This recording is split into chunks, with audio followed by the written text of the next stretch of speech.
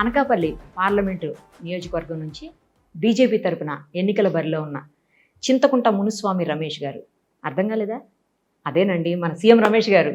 ప్రస్తుతం మనతో పాటు ఉన్నారు. ఒకసారి ఆయనతో మాట్లాడదాం. నమస్తే సార్.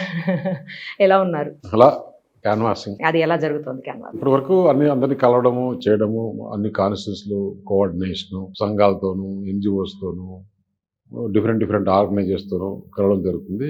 పార్లమెంట్గా డోర్ టు డోరు చేయాలంటే చాలా కష్టం అవుతుంది. అన్ని విలేజ్లను మ్యాక్సిమం టచ్ చేసే దానికోసం చూస్తున్నా. లేదంటే కన్నా నాయకులతో మాట్లాడడం.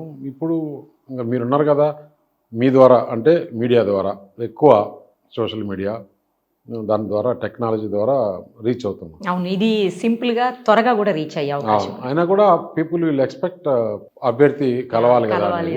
మ్యాక్సిమం వీలైన కాడికి కలుస్తాం. ఎందుకంటే ఇప్పుడు 7 మంది నామినేషన్లు ఉంటాయి. నామినేషన్ ప్రోగ్రామ్ ఒకటి, నా నామినేషన్ ప్రోగ్రామ్ ఒకటి. నేను వచ్చే రోజు వస్తున్నా అని ఒక ప్రోగ్రామ్ ఇచ్చాను. ఆ రోజు చాలామంది వచ్చారు. మహిళా మీటింగులు ప్రతి కాన్స్టిట్యున్సీలో ఒక 10,000 మందితో మొన్న నర్సీపట్నంలో చేశాము. అలాంటి కార్యక్రమాలు ఇంకా చేస్తాం. ప్రతి మండల హెడ్ క్వార్టర్స్ టచ్ చేస్తాను, మేజర్ విలేజ్ టచ్ చేస్తాను. ప్రోగ్రాం పెట్టినారు. నేనే కాకుండా నేను పార్టీ జనసేన, టీడీపీ, బీజేపీ, మా కుటుంబ సభ్యులు, మా వైఫ్, మా అబ్బాయి, మా తమ్ముళ్ళు, చెల్లెళ్ళు, అక్కలు అందరు కూడా తిరుగుతున్నారు. తలా కొద్దిగా వర్క్ డివైడ్ చేసుకున్నాం అందరినీ కలిసిట్టుగా. బట్ ఎవరెంత తిరిగినా కూడా క్యాండిడేట్ కావాలనేది పీపుల్ ఆర్ నాకు అన్ని విలేజ్ నుంచి మాకు ఫోన్లు వస్తున్నాయి. అందులో మేము వార్ రూమ్ ఒక నెంబర్ ఇచ్చాము. దానికి సార్ మా విలేజ్కి రావాలని చెప్పేసి అడుగుతున్నారు. కాబట్టి ఎలక్షన్లో ఒక క్రేజ్ అంటూ వచ్చింది ఇక్కడ. కానీ యాక్చువల్లీ మీ కాన్స్టిట్యున్సీలో 7 అసెంబ్లీ సెగ్మెంట్స్లో 3 జనసేన, 4 టీడీపీ ఉన్నాయి. మీది ఒక్కటి కూడా లేదు.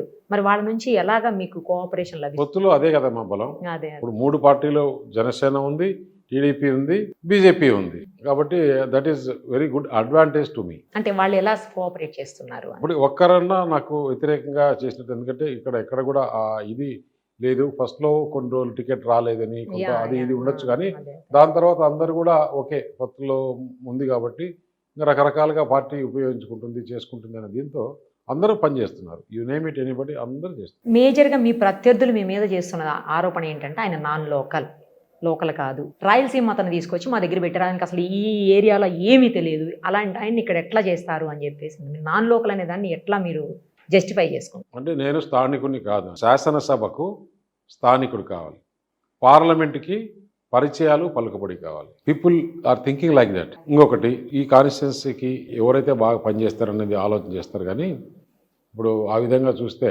మనం హిస్టారికల్గా నీలం సంజీవ్ రెడ్డి ఎక్కడి నుంచి పోటీ చేశాడు.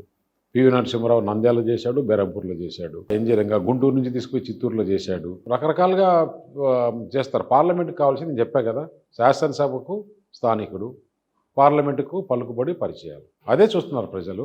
అందుకే నాకు ఇక్కడ అంత క్రేజ్ వచ్చింది. సుమన్ టీవీలో మీ పర్సనల్ అండ్ బిజినెస్ ప్రమోషన్స్ కోసం కింది నెంబర్కి కాంటాక్ట్ చేయండి.